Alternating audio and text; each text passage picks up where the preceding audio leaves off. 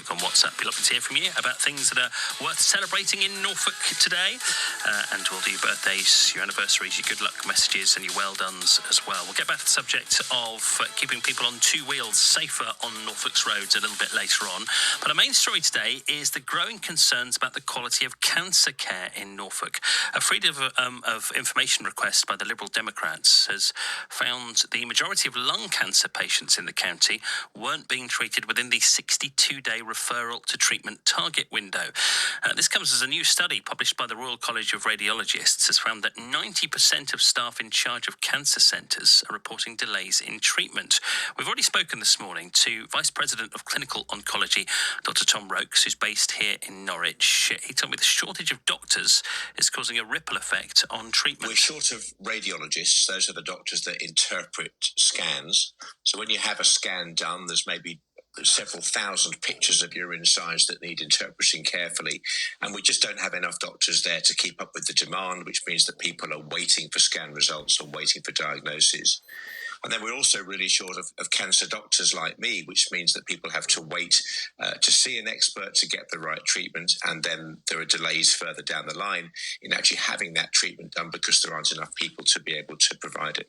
Cancer Research UK track these delays and they provide support to people dealing with them. Our reporter Maddie Jennings has been speaking to Cancer Research's Health Policy Manager Matt Sample. Unfortunately, too many people affected by cancer face delays in getting a diagnosis and beginning their treatment.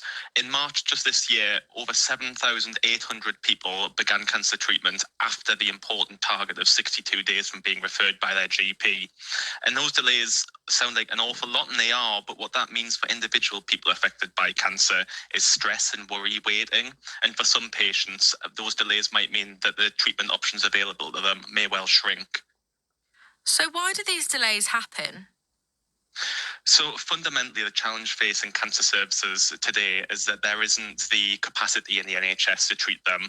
As these reports from the Royal College of Radiologists show, so there just isn't enough staff to meet the number of cancer patients we see today.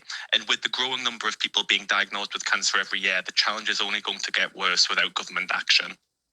So, as you said, these obviously have quite a big impact on cancer patients. Can you go a bit more into detail about the impacts it can have? Yeah, absolutely.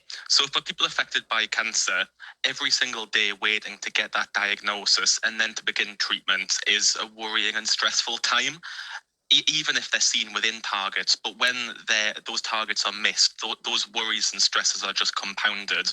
But of course, importantly, for some cancer patients too, those delays can impact their treatment options and ultimately their outcomes. And you monitor delays to cancer treatment at Cancer Research UK. Has it been pretty consistent, or do you think it's getting worse?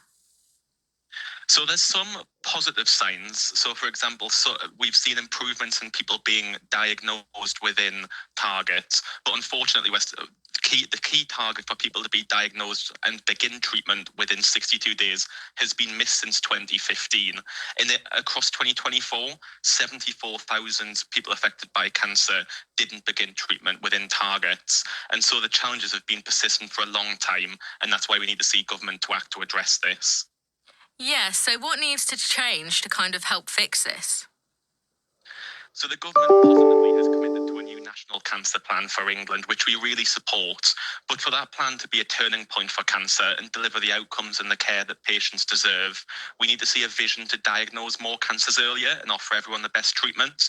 But that can only be achieved if we see the investment in growing the cancer workforce, like radiologists and oncologists, to meet patient need, and investing in the key equipment and facilities needed to treat those patients too. You offer support for people who may be going through something like this. What does that look like? So Cancer Research UK has a real range of information, advice and support for people affected by cancer. And I think the important message I'd like to leave you with is that there is pressures on the NHS, but the NHS is there for you. So if you have any changes or any symptoms that aren't normal for you, please do and go and see your doctor. They want to see you, and it's really important that if there is something wrong, you get checked out.